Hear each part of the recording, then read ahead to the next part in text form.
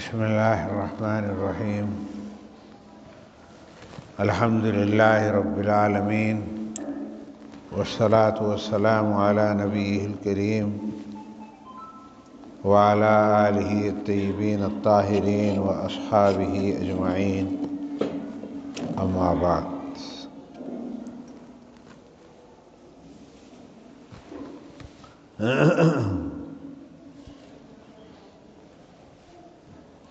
رب اشرح لی صدری ویسر لی امری واحلل عقدۃ من لسانی یفقہوا قولی رب زدنی علما۔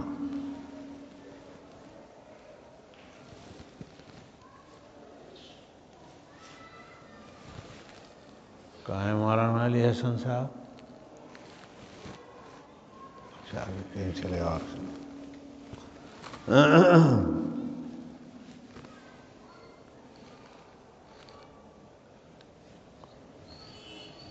رب اشرح لی صدری ویسر لی امری واحلل عقدۃ من لسانی یفقہوا قولی رب زدنی علما۔ اما بعد، فقد قال اللہ تعالی فی القرآن المجید والفرقان الحمید: اعوذ باللہ من الشیطان الرجیم، بسم اللہ الرحمن الرحیم۔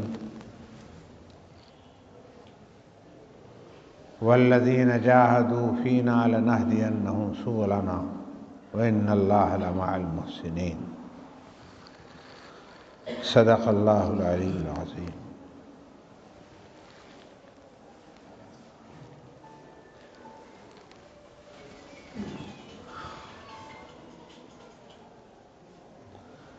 میرے محترم بزرگوں،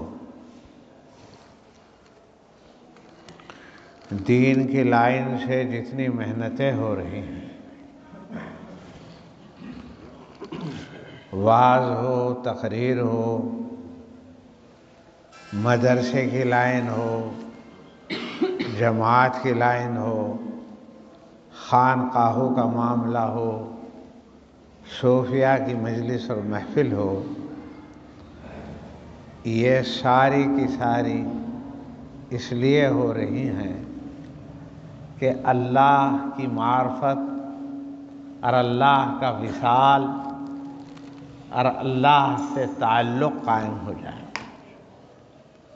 اللہ مل جائے، یوں سمجھ لیں۔ یہ ساری کوششیں اس لیے ہو رہی ہیں تاکہ بندوں کو ان کا خدا مل جائے، بھٹکو ہوئوں کو راستہ مل جائے، بھولو ہوئوں کو خدا یاد آ جائے۔ ساری محنتیں اس لیے ہو رہی، اور جسے خدا مل گیا اسے سب کچھ مل گیا، جسے خدا مل گیا اسے سب کچھ مل گیا۔ اور اگر ساری زندگی گزری اور خدا ہی نہ ملا، یہی پتہ نہیں چلا کہ وہ کہاں ہے، کون ہے، کیسا ہے، اور اس کو معرفت ہی حاصل نہ ہوئی، تو ایسا ہے جیسا کوئی اندھیرا ہو اور اندھیرے میں اپنی زندگی گزار کے چلا جائے۔ اسی کے بارے میں قرآن میں آیا ہے: من کان فی ہذہ اعمیٰ فہو فی الآخرۃ اعمیٰ واضل سبیلا۔ جو اس دنیا کے اندر اندھا رہتا ہے وہ آخرت میں بھی اندھا ہی رہتا ہے۔ کیا مطلب؟ آخرت میں کوئی اندھا نہیں رہنے کا۔ جتنے یہاں دنیا میں بھی اندھے ہیں وہ بھی سب آنکھوں والے ہو کر کے اٹھیں گے۔ پھر قرآن یوں بھی کہہ رہا ہے: من کان فی ہذہ اعمیٰ فہو فی الآخرۃ اعمیٰ۔ جو یہاں اندھا ہوگا وہ وہاں بھی اندھا رہے گا۔ تو اس کا مطلب آنکھوں سے اندھا ہونا نہیں ہے، بلکہ اس کا مطلب دل کی آنکھوں کا اندھا ہونا ہے۔ جو یہاں دل کی آنکھوں سے اندھا ہے وہ وہاں بھی دل کی آنکھوں سے اندھا رہے گا۔ جو یہاں خدا کو نہیں پہچان سکا وہ وہاں بھی خدا کو نہیں پہچان سکا۔ جو یہاں خدا پر ایمان نہیں لایا تو اسے وہاں بھی خدا کا دیدار نصیب نہیں ہوگا۔ اور خدا کا دیدار بتاؤ، خدا کا دیدار اس قدر مزیدار نعمت ہے، لذت والا، کہ جنت کی کوئی نعمت بھی اس کا مقابلہ نہیں کر سکتی۔ جنت کے بارے میں تو آپ بچے جانتے ہیں مسلمانوں کے، جنت میں سونے چاندی کے مکان ہیں، اعلیٰ درجے کے وہاں فرنیچر ہیں، باغات ہیں، نیچے سے نہریں بہہ رہی ہیں، حوریں ہیں، لباس ہیں، کھانے ہیں، پھل ہیں، پھول ہیں، ساری نعمتوں کے بارے میں سنتے سناتے رہتے ہیں۔ تو جنت کی نعمتیں ایک سے ایک ہیں، ایک سے بڑھ کر ایک ہیں۔ لیکن روایات میں آتا ہے کہ جنت کی نعمتوں میں بھی سب سے بڑی نعمت اور سب سے مزیدار نعمت جو ہے وہ اللہ کا دیدار ہے۔ اللہ کا جو دیدار ہے اس میں اتنا مزہ آئے گا۔ اور ایک اور بات کہ اللہ کی جو دوسری نعمتیں ہیں وہ ہر وقت مہیا، یوں آتا ہے کہ ادھر خیال آئے گا اور ادھر وہ نعمت میسر۔ ابھی خیال آیا کہ پھل کھانا چاہیے تو پھل حاضر، ابھی خیال آیا پرندوں کا بھنا ہوا گوشت ہونا چاہیے تو وہ ایک دم حاضر، ادھر خیال آئے گا اور ادھر حاضر ہو جائے گا۔ لیکن اللہ کا دیدار ہفتے میں ایک دن ہوا کرے گا، جمعے کے دن۔ ہفتے میں ایک دن اللہ رب العزت ایک محفل کیا کریں گے، ہفتہ واری محفل ہوگی جمعے کے دن، جس کا جنت کے اندر نام ہوگا یوم مزید۔ جمعے کے دن کو یوم مزید کہا جائے گا۔ تو اس یوم مزید میں اللہ رب العزت مجلس کریں گے اور تشریف فرما ہوں گے، اور تمام جنتی وہاں حاضر ہوں گے، اور اللہ رب العزت کا حسن قدیم دیکھیں گے۔ اور دیکھیں گے کیا؟ یوں آتا ہے کہ اللہ کے حسن کے جھونکے سے چلیں گے، جھونکے سے۔ ہاں، اللہ کے حسن کے جھونکے سے چلیں گے، اس قدر حسین ہوگا، اس کا انوار بہہ رہے ہو۔ اور یہاں دنیا میں کیا ہوتا ہے؟ کسی حسین کو دیکھ کر اپنی عقل و ہوش تو خراب ہو جاتی ہے، لیکن کوئی بدصورت آدمی کسی حسین کو دیکھے تو خود حسین نہیں ہو جاتا، خود حسین نہیں ہو جاتا۔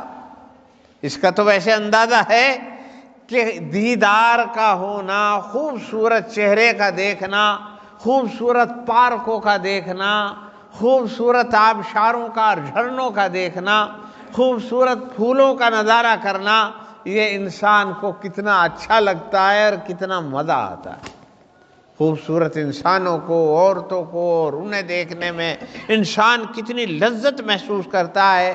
حالانکہ یہ ساری چیزیں جو ہیں اللہ کے حسن کے مقابلے میں بہت ہیچ ہیں۔ یہ تو ایک عارضی حسن ہے، لیکن اللہ کا حسن تو حسن قدیم ہے، عظیم الشان حسن ہے۔ تو جب اس حسن کو دیکھیں گے تو اتنی لذت آئے گی جس کا کچھ حد نہیں۔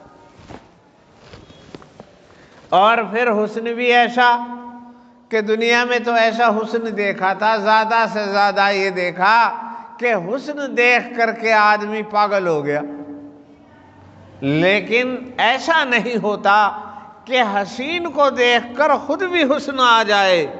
حدیث میں آتا ہے کہ اللہ کے حسن کے جھونکے سے چلیں گے، اور وہ جھونکے جب ان کے چہروں پر پڑیں گے تو ان کی شکلیں بھی مطلب یہ کہ بدل جائیں گی، اور ان کے اندر بھی حسن پیدا ہو جائے۔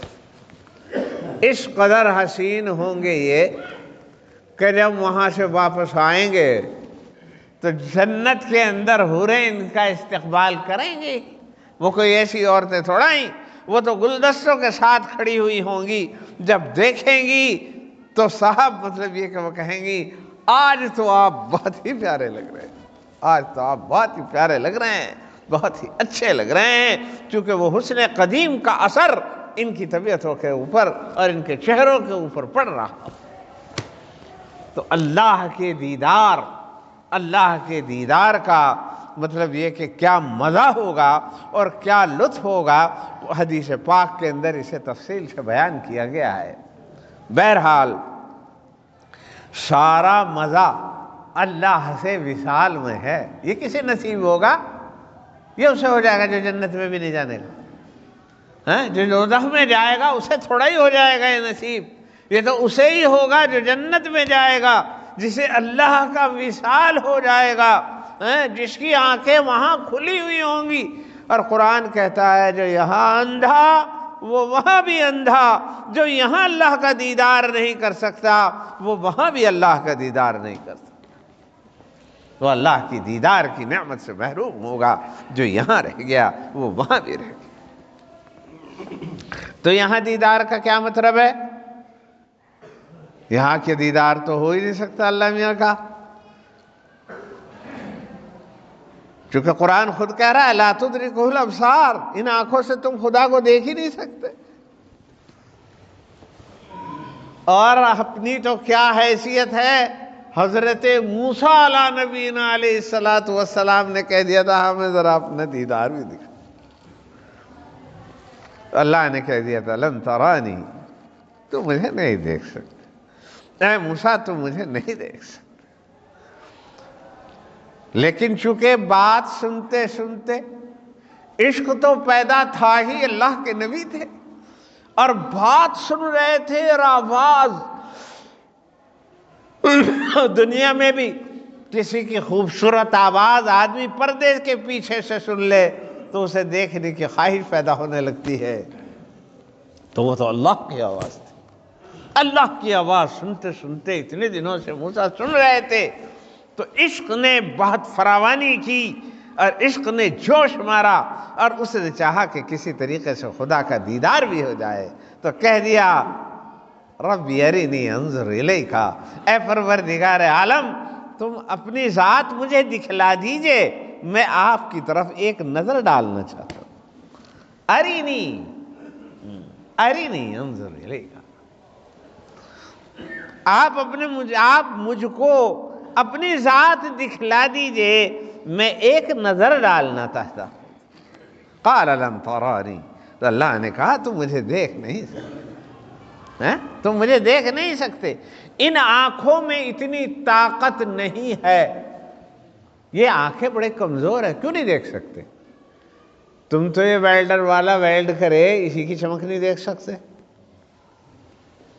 ویلڈر والے کی ویلڈ کی چمک نہیں دیکھ سکتے، اگر زیادہ دیکھ لو تو آنکھوں میں خراش پڑ جائے، اس کے لیے بھی ایک آئینہ سا لگانا پڑتا ہے اتنا بڑا، جب جا کر اسے دیکھا جاتا ہے۔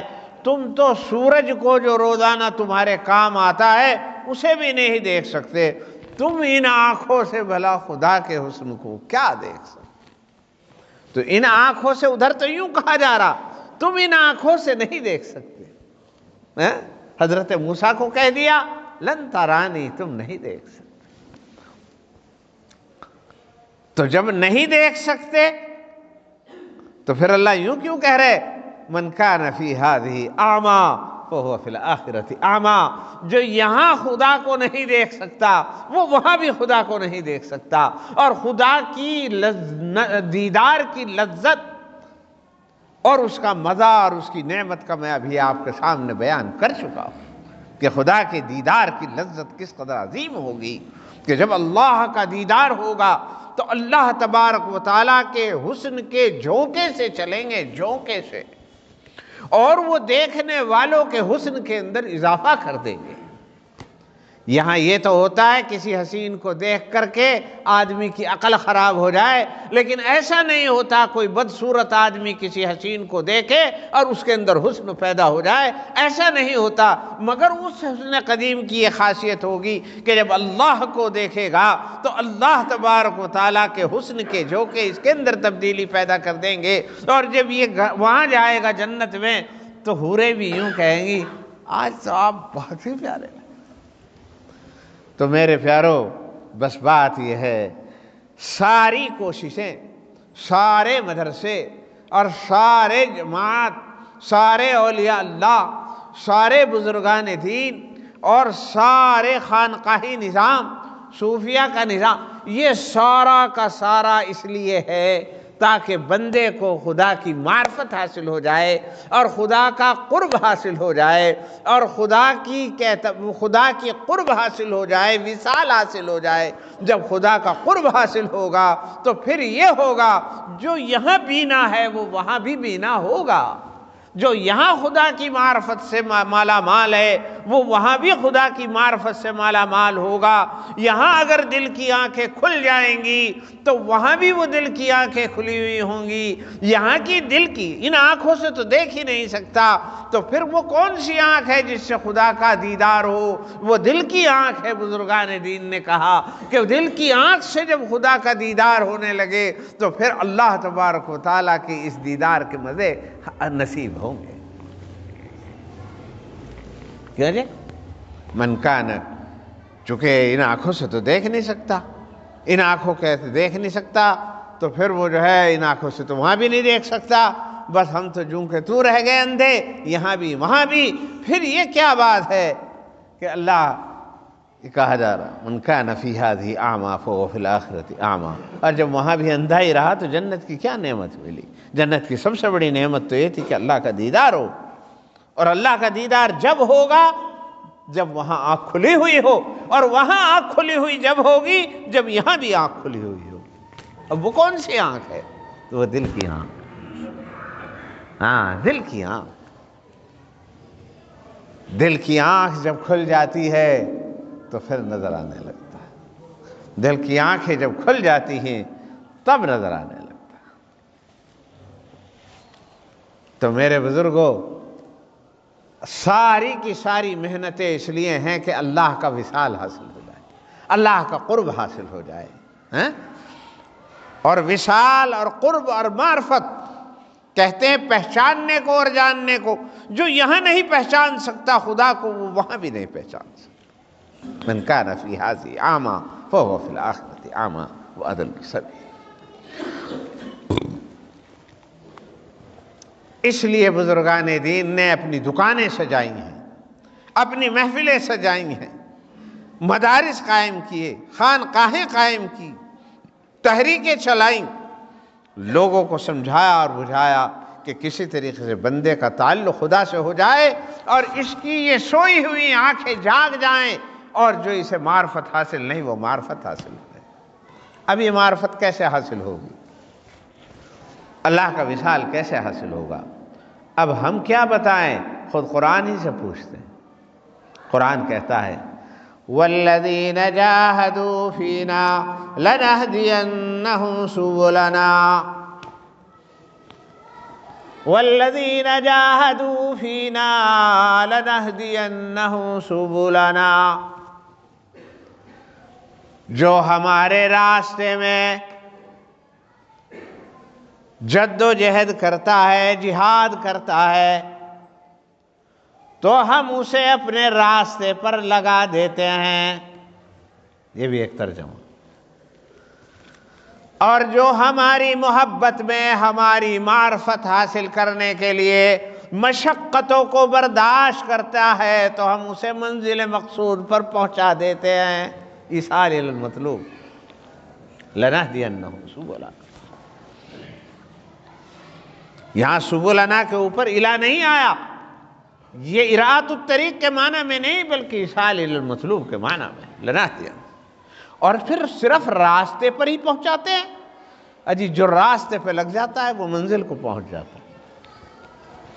والذین جاہدوا فینا لنہدینہم سبلنا، جو ہمارے راستے میں، راستہ کون سا ہے؟ سڑک، یعنی جو ہماری محبت میں، جو ہمارے تعلق میں، جو ہمیں حاصل کرنے کے لیے اپنی جان تگ و دو میں لگا دیتا ہے، اپنے نفس کو مارتا ہے اور ہمیں ہر حال میں پانے کی کوشش کرتا ہے، تو ہم اسے منزل مقصود تک پہنچا دیتے ہیں، اپنا دیدار کرا دیتے ہیں، اپنی معرفت عطا کر دیتے ہیں۔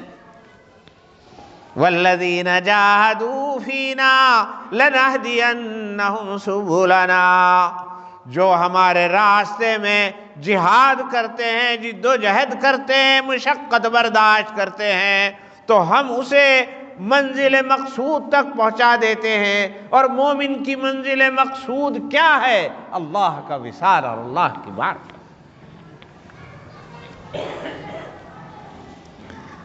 طالب علمانہ حیثیت سے اس آیت کی تفسیر میں بعض عام طور پر مفسرین لکھتے ہیں کہ یہ جاہدو سے جہاد مراد ہے، جو اللہ کے راستے میں جہاد کرتے ہیں وہ کامیابی حاصل کر لیتے ہیں، اللہ کی رضا حاصل کر لیتے ہیں۔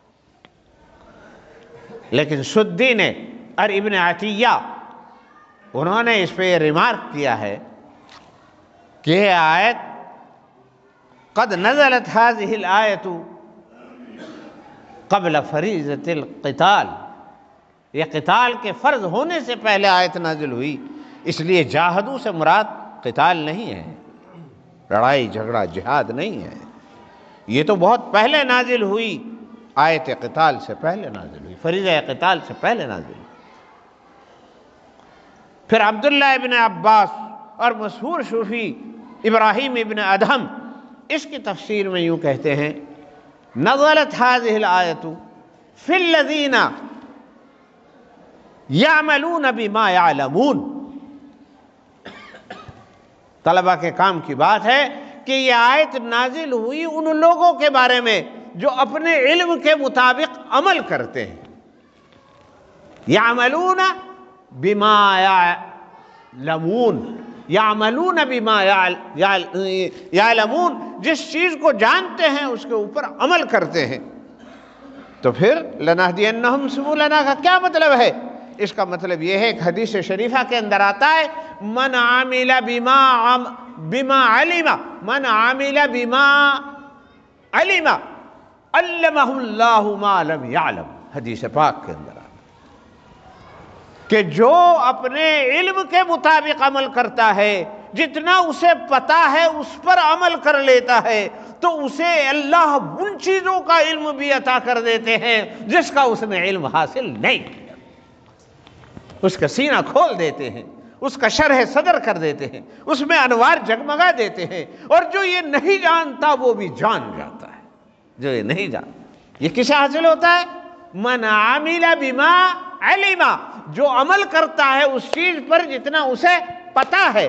اگر پتے کیے ہوئے اپنے علم کے مطابق یہ عمل کرتا ہے تو پھر اللہ اس کی برکت سے اسے ایسا علم عطا کرتے ہیں جو وہ نہیں جانتا، جو اس نے پڑھا بھی نہیں، وہ اللہ تعالیٰ اس کا شرح صدر کرتے ہیں، انوار قلوب عطا فرما دیتے ہیں۔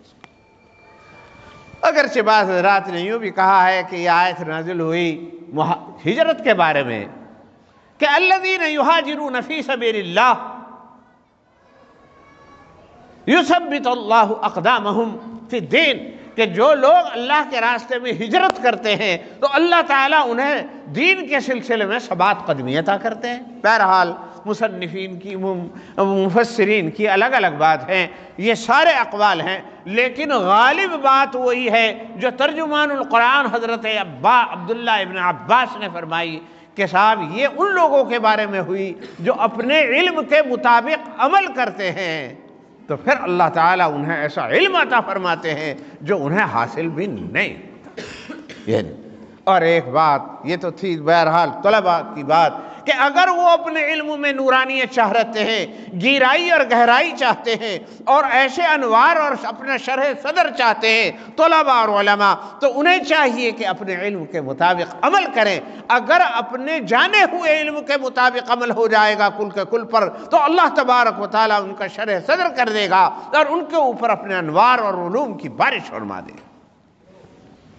لیکن ایک بات اب عام لوگوں سے متعلق کہ والذین جاہدوا فینا لنہدینہم سبلنا، اللہ کا ایک خاص بات ہے، ان اللہ لا یضیع اجر المحسنین، اللہ تعالیٰ اچھے عمل کرنے والوں کے اجر کو ضائع نہیں۔ فَمَن يَعْمَلْ مِثْقَالَ ذَرَّةٍ خَيْرًا يَرَهُ، جو ذرا سا بھی اچھا عمل کرتا ہے تو وہ اس کا نتیجہ ضرور دیکھتا ہے، اس کا اجر ضرور ملتا ہے اسے۔ تو میرے بزرگوں، اللہ تعالیٰ اس آیت کے اندر یہ فرما رہے ہیں کہ اگر کوئی ہماری محبت میں مجاہدہ کرتا ہے، ہماری محبت میں مجاہدہ کرتا ہے، مشقت برداشت کرتا ہے، جد و جہد کرتا ہے، تکلیفوں کو برداشت کرتا ہے، تو ہم اسے یوں ہی راندہ درگاہ کر دیں؟ ایسا نہیں ہو سکتا، اللہ ایسا نہیں ہے۔ تم ذرا کر کے تو دیکھو، ہم تمہیں مطلب اپنا بنا لیں گے۔ تم 1 قدم چلو گے تو ہم 10 قدم چلیں گے، تم چل کر کے آؤ گے تو ہم دوڑ کر کے آئیں گے، تم 1 ہاتھ بڑھاؤ گے تو ہم تمہیں اپنی کولی میں بھر لیں گے۔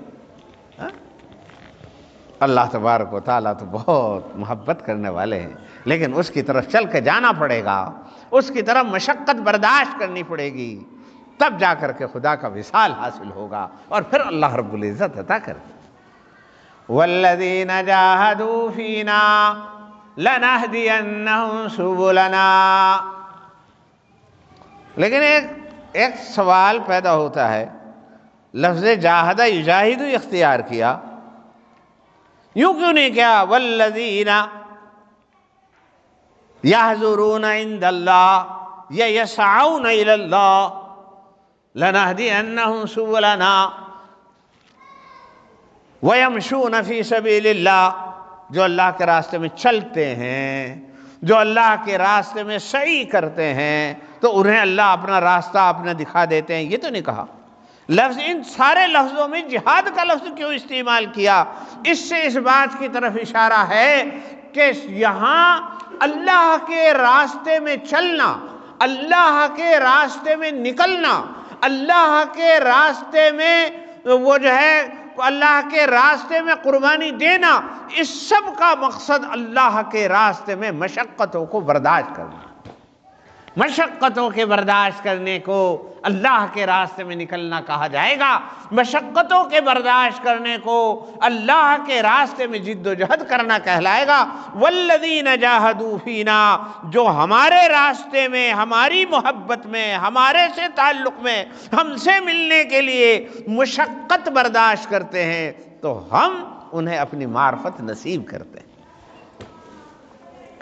تو اب بس زیادہ لمبی بات نہیں، پہلے مول صاحب کی بات بھی آپ سن چکے، میں اتنا بس میں یہی بات کو اپنی ختم کرنا چاہوں گا کہ والذین جاہدوا فینا، جو ہمارے لیے، ہمارے راستے میں، ہمارے لیے، ہماری محبت میں، ہمارے سے تعلق میں مشقت برداشت کرتے ہیں۔ مشقت کیسی؟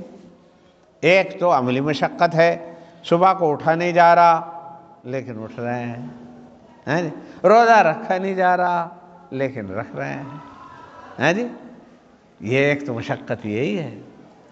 دوسری بات یہ، جی بالکل نہیں چاہ رہا خرچ کرنے کو دمڑی بھی، لیکن صاحب یہ تو میرے پاس 50 لاکھ روپے ہیں، 40 لاکھ روپے ہیں، 1 لاکھ روپے نکالنے پڑے، اس میں تو یہ تو بہت سارے بیٹھ رہے، طبیعت کو بہت زور پڑتا ہے میاں، بہت زور پڑتا ہے۔ 40 لاکھ روپے میں سے 1 لاکھ یا 20 لاکھ روپے ہیں تو اس میں سے 50,000 نکالتے ہوئے بہت زور پڑتا ہے۔ تو جو اس زور کو برداشت کر لے، جو صبح کی نیند کو توڑ کر اور اٹھ کر اور بستر کو چھوڑ کر جانا برداشت کر لے، جی چاہ رہا ہے، ویسے زکوٰۃ ہی تو دینے کو جی نہیں چاہ رہا تھا کہ بیاہ تو شاندار کرنے کو جی چاہ رہا، بیاہ ایسا برادری میں دوسرے نے نہ کرا ہو، ایسا بیاہ ایسا ہونا چاہیے، ہاں ایسے پٹاخے اور ایسا ڈیکوریشن اور ایسا پکڑنی کیا کیا، یہ سب کچھ ہونا چاہیے، اور جہیز ایسا جس کی ضرورت بھی نہیں، وہ چلاوے گا تو ساری عمر وہ سپر، اور چاہیے اور دینے کو کیا ہے، وہ کیا ہو، اور وہ بڑی سی ہے نہیں، وہ کئی لاکھ روپے کی آوے، وہ ارے جب چلنے کی نہیں ہے تو اسے بیچے گا ہی تو اسے لے کے کیا کرے گا اور دے کے کیا کیا جائے۔ لیکن ناموری کو جی چاہ رہا ہے، پیسے زیادہ ہو رہے ہیں نا، پیسے زیادہ ہو رہے ہیں، دینے والا دے کر کے ناموری حاصل کرنا چاہتا ہے، اور لینے والا بھی یوں کہے اگر جو میں ایسی شادی کر لوں جس میں کار بھی نہ ملے تو لوگ یوں سوچیں گے کہ اس کی حیثیت بھی کم ہی، ہاں، اور اگر اس کی حیثیت اچھی ہوتی تو اسے بڑھیا گاڑی نہ ملتی، بڑھیا والی گاڑی ملتی، لیکن اس کی حیثیت بھی کم ہی، اس لیے اسے دیکھ لے کچھ بھی نہیں ملا۔ ہاں، تو لینے والا بھی اپنی حیثیت جتانا چاہتا ہے، اسی لیے تو اسے پتا ہے کہ مجھے نہیں چلانی وہ بڑی والی بلٹ، لیکن صاحب مطلب یہ کہ وہ مطالبہ بلٹ کا کر رہا ہے، چونکہ وہ اپنی حیثیت اس سے ناپنا چاہ رہا ہے، لوگوں کو دکھانا چاہ رہا ہے۔ تو جی تو یوں چاہ رہا ہے، مگر اللہ اور اس کا رسول کہہ رہا ہے کہ یہ سب ناجائز ہے، یہ اسراف بیجا ہے، یہ حد سے زیادہ بڑھنا۔ بھائی ضرورت کی گاڑی دی جائے، اگر دی جا رہی ہے اسپلینڈر وغیرہ یا سپر سفر سے، کیا ہے وہ، تو صاحب وہ دی جا رہی ضرورت ہے، یہ ضرورت کی چیز ہے، بغیر گاڑی کے بھی کام نہیں چلتا، چلو ضرورت کی چیز ہے دے دی، کوئی حرج کی بات نہیں۔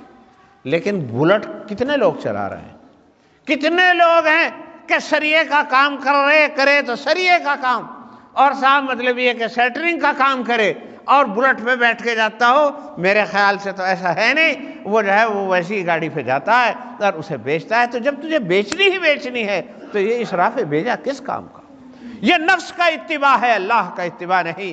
اگر تجھے اللہ کا خوف ہو تو یاد رکھ، تیری رشتہ داریوں میں، تیری عزیز داریوں میں بہت ساری لڑکیوں کا دل دکھتا ہے اور بہت سارے لوگوں کا دل دکھتا ہے کہ ہم بیٹھے ہوئے ہیں اس وجہ سے کہ ہمارے باپ کے پاس دینے کو کچھ نہیں ہے، اور وہ میری سہیلی فلاں اور وہ میری عمر کی فلاں وہ جو ہے وہ آج مطلب اٹھ کر کے جا رہی ہے، اتنے پٹاخے پٹک رہے ہیں، اتنی بڑی بارات آئی ہوئی ہے اور اتنا سامان لے کر کے جا رہی ہے، کاش میرے پاس بھی ہوتا، لیکن اس کے پاس بیچارے کے کچھ نہیں۔ ایک صاحب آئے بیچارے، معمولی سی انہوں نے مطلب یہ کہ وہ لنگی پہن رکھی، معمولی سی لنگی، اور محنت کرنے والے، مشقت کرنے والے، وہ کہنے لگے کہ میرے 4 لڑکیاں ہیں جی، میں غریب آدمی ہوں، لوگ آتے ہیں اور دعوت کھا کے چلے جاتے ہیں، جو کچھ میں نے کٹھا کر رکھا وہ دعوتوں میں اڑ گیا ہے، اب میں پھر یوں کہ شادی کرتے نہیں۔ میں نے کہا کچھ لڑکیاں کہ اگر لڑکیاں بہت اچھی ہیں، لڑکیاں شکل و صورت کے اعتبار سے بہت اچھی ہیں، بالکل ٹھیک ہے، کوئی کمی نہیں ہے، لیکن میرے پاس دینے کے لیے کوئی بڑی گاڑی نہیں ہے، میرے پاس بڑی گاڑی نہیں۔ تو میرے بزرگوں، ان کے دل کو دیکھو، اس کے باپ کی نیند اڑی ہوئی ہے، اس کی ماں سو نہیں پاتی، بچیوں کی بھی حفاظت کرنی ہے، ادھر اس کے بارے میں فکر مند ہے کہ وہ کیا کروں اور کہاں سے کیا مطلب کہ کہاں سے کوئی ایسا جائیداد نہیں، ایسا سرمایہ نہیں کہ اسے بیچ دیا جائے اور اس سے وہ کر لیا جائے، اور اگر بیچ بھی دے گا تو پھر کھائے گا کیا؟ میرے بزرگوں، ایسے امت کے اندر، قوم کے اندر، برادری کے اندر، رشتہ داروں کے اندر آپ کو بہت مل جائیں گے۔ تیری غیرت ایمانی کہاں چلی گئی؟ اللہ کی محبت اگر دیدار کرنا چاہتے ہو اور اللہ کا دیدار آخرت میں کرنا چاہتے ہو اور معرفت کے لیے، اللہ کی معرفت کے لیے اپنی آنکھیں کھولنا چاہتے ہو تو تمہیں مشقت برداشت کرنی ہوگی، نفس کے تقاضے پر عمل نہیں کرنا ہوگا، بلکہ اللہ یوں کہہ رہا ہے غریبوں کا خیال رکھو، غریبوں کا خیال۔ بہت سارے لوگ، ہمارے مولانا طیب صاحب فرما رہے تھے، ایک بزرگ ہیں مولانا منیر صاحب، بمبئی میں رہتے ہیں، تو ایک صاحب نے وہ ان سے بیعت ہو گئے، بڑا آدمی تھے، انہوں نے کہا جی میرا شادی کا ارادہ ہے۔ انہوں نے کہا اچھا بھائی، بہت اچھا، بڑا مبارک، اچھی بات ہے لڑکی کی شادی کرنا۔ تو پھر حضرت نے پوچھ لیا کہ کتنا خرچ کرو گے؟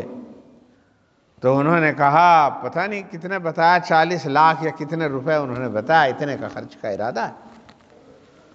تو آپ نے فرمایا کہ اگر اللہ کو راضی کرنا چاہتے ہو، چونکہ ان کی بات سمجھ میں آ چکی تھی، وہ بیعت ہو چکے تھے، تو ایسا کرو کہ اتنے میں تم 20 لڑکیوں کا نکاح کر سکتے ہو، تو 2 لاکھ کا زیور دے دو، وہ دے دو، وہ ضروری کوئی چیز، فرنیچر۔ انہوں نے کہا کہ جیسا آپ فرمائیں، جیسا آپ فرمائیں۔ تو حضرت نے جو ہے، حضرت کا بہت بڑا نیٹ ورک ہے، بہت زیادہ لوگ ہیں، بہت زیادہ بیت ہیں، تو ان میں سے مطلب یہ کہ اتنی بچیاں جو ہیں وہ چھانٹ کر جن کی نہیں ہو سکتی تھی، اور وہ بالکل وہ تھے، ان کو وہ کیا اور انہوں نے ان کی شادی کا وہ کیا، اور انہوں نے سب کو، اپنی بیٹی کو بھی ان میں ہی شامل کر کے اتنا اتنا کر کے سب کو برابر کیا۔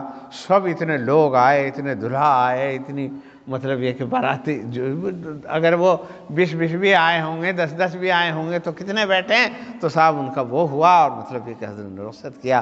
تو دیکھو کتنا خیر کا ذریعہ بنا، کتنے آنسو پوچھے گئے، کتنے دل کھل گئے، اور کتنوں کی مطلب یہ کہ مرادیں پوری ہو گئی، اور کتنی دعائیں ملی ہوں گی، اتنی دعائیں ملی ہوں گی کہ دنیا میں تو دنیا میں، مرنے کے بعد قبر بھی انوار سے اور ثواب سے بھر۔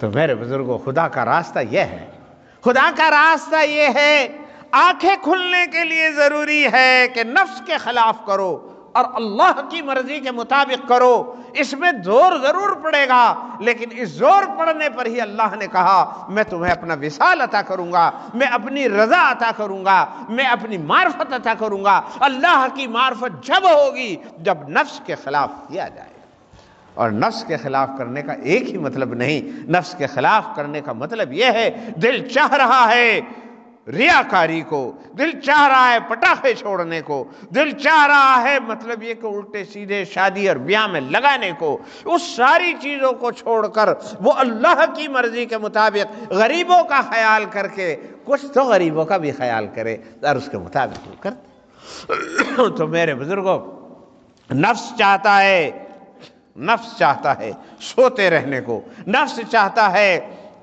زکوٰۃ نہ دینے کو، نفس چاہتا ہے نماز نہ پڑھنے کو، نفس چاہتا ہے روزہ نہ رکھنے کو۔ تو اس کے خلاف کرنا اللہ کے راستے میں جہاد کرنا ہے، اس کے خلاف کرنا اللہ کے راستے میں جہاد کرنا ہے۔ اور جو یہ جہاد کرتا ہے، اللہ تعالیٰ نے وعدہ کیا ہم اسے اپنی معرفت نصیب کرتے ہیں، ہم اس کی آنکھوں کو کھول دیتے ہیں، وہ یہاں بھی اللہ کی معرفت حاصل کرتا ہے اور آخرت میں بھی اللہ کا دیدار حاصل کرتا ہے۔ اللہ تبارک و تعالیٰ ہمیں سمجھنے کی توفیق عطا فرمائے۔ میرے بزرگوں، یہ ساری محفلیں، یہ اللہ والوں کے واعظ و نصیحت، یہ جو ہے یہ بزرگان دین اور صوفیاء کرام کے سارے مطلب یہ کہ حلقے، یہ ساری جد و جہد یہ صرف اس لیے ہے کہ بندہ خدا سے مل جائے، اسے خدا کی معرفت، خدا کا وصال حاصل ہو جائے، اور اس کی آنکھیں جو ہے کھل جائیں، یہاں بھی کھل جائیں اور وہاں بھی کھل جائیں۔ جب اس طرح کوئی آدمی کرتا ہے تو پھر کیا ہوتا ہے، اسے خدا کی معرفت نصیب ہوتی ہے۔ اور لیکن بات کیا ہے، جو علم کے مطابق عمل نہیں کرتا، سوچتا تو ہے اور جانتا بھی ہے لیکن عمل نہیں ہوتا، تو اس کے بارے میں وعدہ نہیں، وعدہ اس کے بارے میں ہے جتنا علم ہے اس کے مطابق اگر عمل کرے گا، پھر دیکھو انوار کس قدر برستے۔ ورنہ بات تو یہ ہے کہ غالب نے کہا تھا جانتا ہوں ثواب طاعت و زہد، جانتا ہوں ثواب طاعت و زہد، پر طبیعت ادھر نہیں آتی۔ جانوں کہ نماز پڑھنے پہ کیا ملے گا، اللہ کرنے پہ کیا ملے گا، ذکر اللہ پہ کیا ملے گا، اور شراب چھوڑنے پہ کیا ملے گا، لیکن بس کیا بتاؤں، جانوں تو، لیکن ادھر کو طبیعت چلتی ہی نہیں ہے، شراب چھٹتی ہی نہیں ہے، اور جو ہے عبادت ہوتی ہی نہیں ہے۔ تو ہمارا حال غالب کا حال ہے کہ جانتے ہیں غریبوں کی مدد کرنا، فقیروں کی مدد کرنا، نماز اور روزے کی پابندی کرنا، کسی کو کھانا کھلانا، اور جانتے سب کچھ ہیں لیکن عمل نہیں ہوتا۔ تو اگر عمل نہیں ہوتا تو آنکھ نہیں کھلے گی، اور جس کی یہاں نہیں کھلے گی اس کی وہاں بھی نہیں کھلے گی۔ اللہ تبارک و تعالی ہمیں سمجھنے کی توفیق عطا فرمائے۔ وآخر دعوانا ان الحمد للہ رب العالمین۔